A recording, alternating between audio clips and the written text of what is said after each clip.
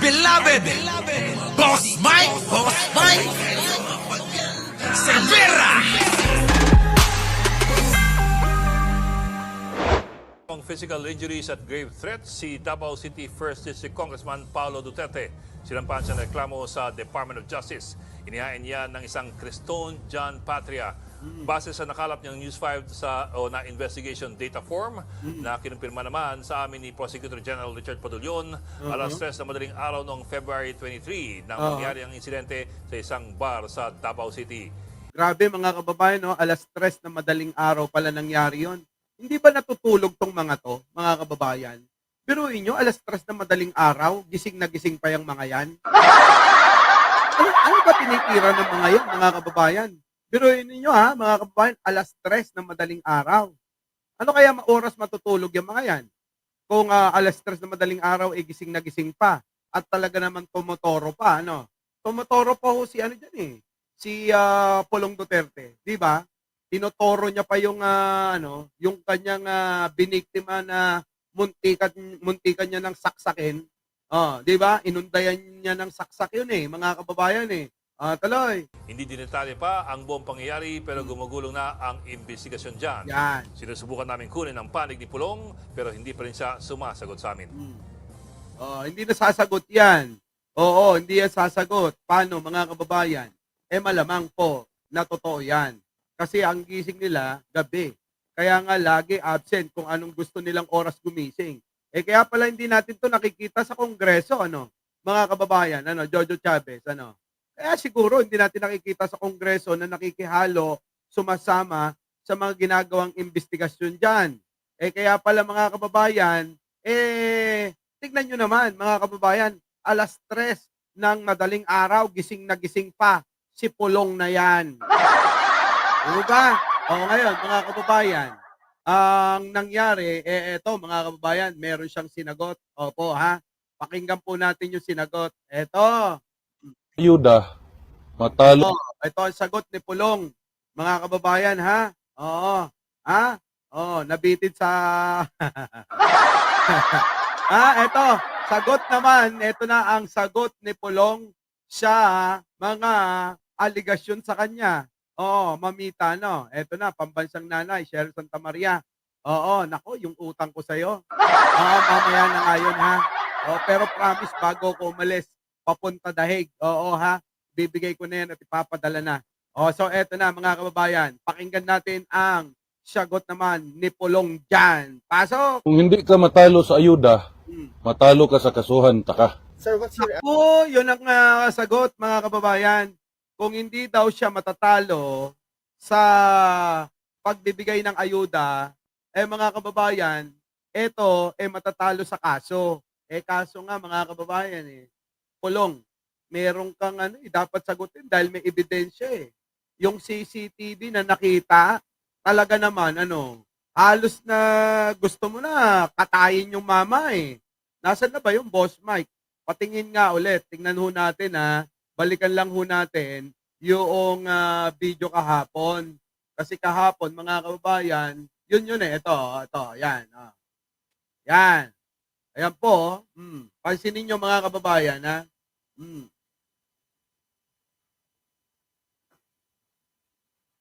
Yan,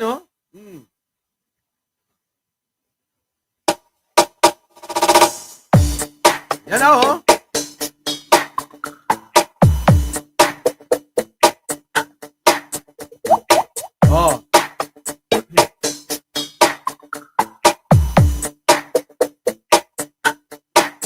Di ba? Mga kababayan, may mga nagpapalusot ng mga DDS. Ang sabi po nila mga kababayan, ang sabi po nila mga kababayan, yan daw ho ay hindi si Pulong. Ayos, ayos sa palusot yung mga DDS, Ang sabi mga kababayan ng mga DDS, hindi daw yan si Pulong. Naniniwala po ba kayo? Ano po? Naniniwala po ba kayo na hindi si Pulong yung nasa video? Mga kababayan, paki-comment naman, Kasi yan po yung palusot ng mga DDS ngayon. Hindi daw si Pulong yan. Malabo. Lang talaga, oo. Basta mga DDS, ano. O ngayon, sabi dito, safe ba sa Davao? Siya yan? Oo, kita nyo mga kababayan. Ngayon, nasa na ang safe kung ang, siyempre, sila yung naghahari-harian, mga kababayan. Sabi ni Mayla, oo, AI daw, Boss Mike. Ayan na nga, yan nga yung mga palusot nila. Iba-iba na. Hindi daw siya yan, AI daw yan. Hindi mo lang nga alam eh kung ano yung paniniwalaan mo sa sinasabi nila. Iba-iba sila ng palusot, ano. Libayan, baka naman pwede mag-usap-usap kayo kamo. 'Di ba, no? 'Di ba yan, no? Oo, advice lang. Sabihin mo sa mga kasama mo, mag-usap-usap kayo. Dahil iba-iba yung version ninyo na paghahalataan na eh. 'Di ba? Oh, kita nyo, oh, ito. Panoorin nyo nga maigi mga kababayan ha. Oh, ito mga kababayan, oh. Ito, to. Oh. Yan. Okay. Oh, game. Mm. Mm.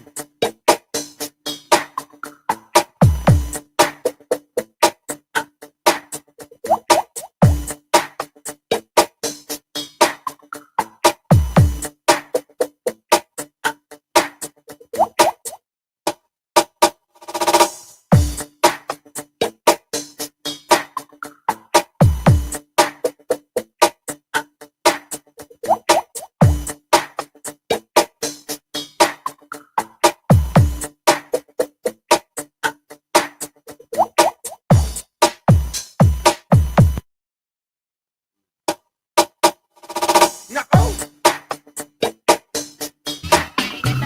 Ang isang kilo. Oh. So mga kababayan, sa tingin ninyo mga kababayan, ano ba talaga?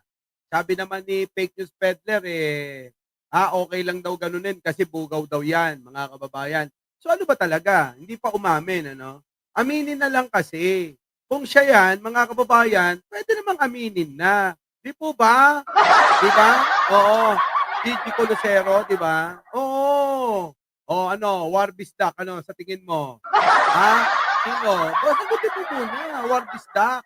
Kung etong nandito sa video ay si Pulong o ibang tao. Ayan o, War Bisdak. Kasi mahirap yan. Kita mo, nag-viral na yan. Ano? Lahat na ng tao ngayon, ano? Ang tingin dito, mga kababayan, sisiga-siga itong si Pulong. Di siya. Siya. Sabi ni Lena, ano rito, si Pulong. Oo, di siya? Siyang siya. Siyang siya daw. Ano na? Ano masasabi nyo? Alin ba talaga? Si Pulong. Kayo po, sa inyong pananaw lang ho, ano? Kasi nga ho, mga kababayan, ito ay pinapakalat na ho ng mga DDS na hindi daw ho si Pulong yan. Ayan o. Ayan. Kasi nga daw malabo yung mukha. Kasi nga daw mga kababayan, 'di ba? Tignan nyo, hindi nga makita. So ngayon, ang tanong sa inyo mga kababayan, eto ba hindi ba si Pulong sa paningin ninyo? Mga kababayan, ayan ayan Oo nga naman, 'di ba? Hindi nga naman kita yung mukha. Pero mga kababayan, sa bangas pa lang ng itsura niya, siya na. Di ba? Dito. Ilapit natin dito, Boss Mike. Yan, Attorney Torion, sabi nila. Siya talaga, mga kababayan eh. Palusot mga kababayan ng mga kakampi ni Libayan.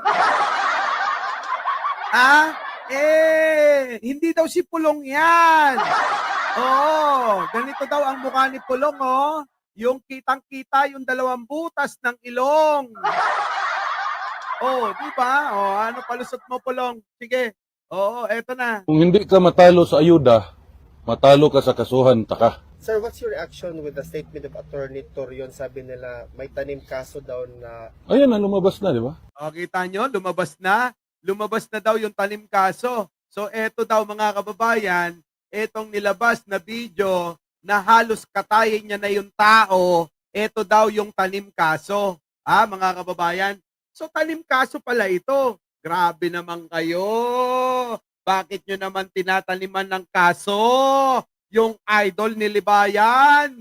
Baha, Libayan, kung ako sa'yo, magpresenta kang maging abogado nito. Oo. Ano? Para naman may silbi ka sa kanila. Tuloy.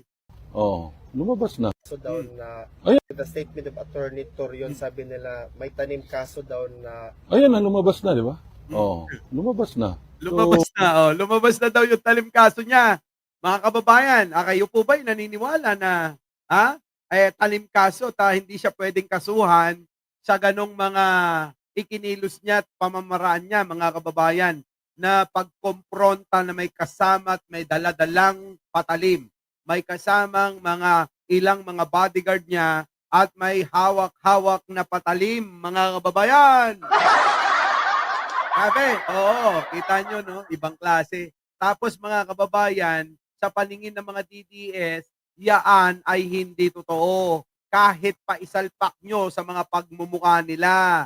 Bakit ho? Ganon talaga, mga kababayan. Pag DDS ka, walang hanggan ng katangahan. Tapos, mga kababayan, doon sa paratang ng mga kakampi nila na si Pangulo ay nagdodroga na wala namang pinapakitang ebidensya, abay pinapaniwalaan po nila. Di po ba kung inyong pansinin ang katangian ng isang tanga? Di ba kakaiba? Kakaiba ho! Ano po? Kakaiba yung katangian ng mga tanga. Naniniwala sila sa walang pinapakitang ebidensya. Pag pinakitaan mo ng ebidensya, hindi pinaniniwalaan ng mga yan. Di ba? Etong mga tanga, ay hindi ho paniniwalaan. Kita nyo? Ayan na nga yung video. Kitang-kita, ganyan. Ang alin, ebidensya. Hindi yung hahawak ng ganire, gaganon, parang tinutukan ng camera, gaganon. Yun yung pinaniniwalaan ng mga tanga. Ang hirap, Ang hirap unawain yung mga DDS. Piruin ninyo, uulitin ko lang. Ito, sariwang-sariwa yung video. Yung pong video na pinakita nila na nagdodroga daw ang Pangulo, mga kababayan, para na hong mas masahol pa siya nangarag sa may West Avenue. Diba? Mas matindi pa yung nasa Quezon Avenue. Pero pinaniniwalaan nila. Ganyan sila. Ganyang katanga, kabobo, katanga umunawa. Ang hirap paliwanagan, ang hirap na kumbinsihin kung ano yung dapat nilang maunawaan at hindi dapat pinaniniwalaan. Kita nyo? Grabe, no? Tuloy, ano yung pinaglalaban? Kung hindi ka matalo sa ayuda, matalo ka sa kasuhan, taka. Nako, yan na nga yun. Kung ayuda lang yung pinaglalaban nyo, siguro mas okay na yon. Kaysa naman ninanakaw nyo lang. Di ba?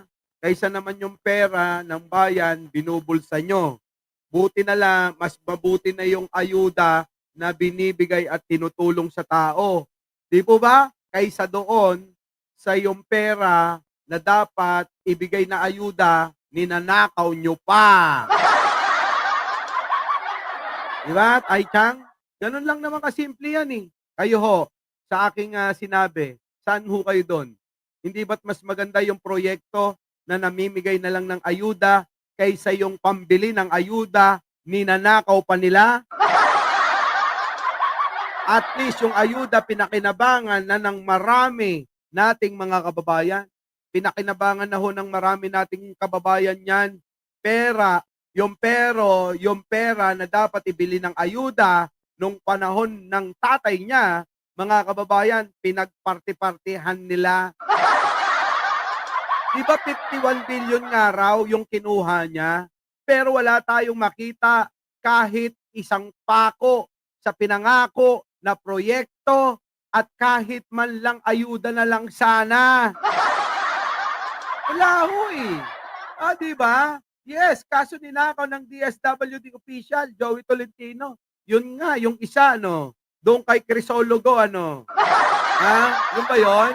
Yung eto naman si Crisologo, yung, bakit naman ganun? Diba? Hindi porke kampi kayo ni Pangulo, hindi kayo, no? Hindi kayo ligtas sa pambabatikos. Bakit naman ganun, Crisologo? Anong ginawa nyo? Alam nyo, kahit na anong ganda ng proyekto ng Pangulo, kung pagbaba sa inyo ng proyekto, abay, ginagawa nyo na paraan para mangurakot Kaya mga kababayan, dito napapasama si Pangulo. Alam nyo kung bakit? Kapag si Pangulo nakaisip na mabuting proyekto, ibibigay sa mga leader ninyo dyan sa local, sa LGU, pag binigay sa LGU, ang gagawin ng LGU, kukurakutin, sisistemahin. Ang napapasama si Pangulo Wag ganun. Mga hindot kayo. Alam nyo, ang nangyayari kasi, yung kasalanan nyo, nagiging kasalanan ni Pangulo Diba? Hindi naman kasi lahat, mga kababayan, yung mga sumasama kay Pangulo, mga santo. Ano po? Hindi ho lahat mga santo yan, mga kababayan. Aangkinin ng project, yan. Diba? Papangit, mga kababayan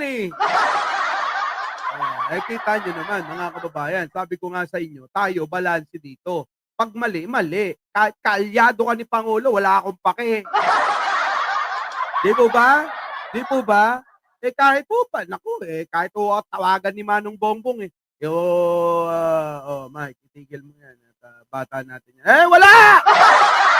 Bata, walang ganun. Pagka mali, di ba? Di ba, Pulong? Tuloy. That's the new politics of the Philippines right now. Dirty politics. Ang dirty politics yung inyo dati. Yun ang dirty.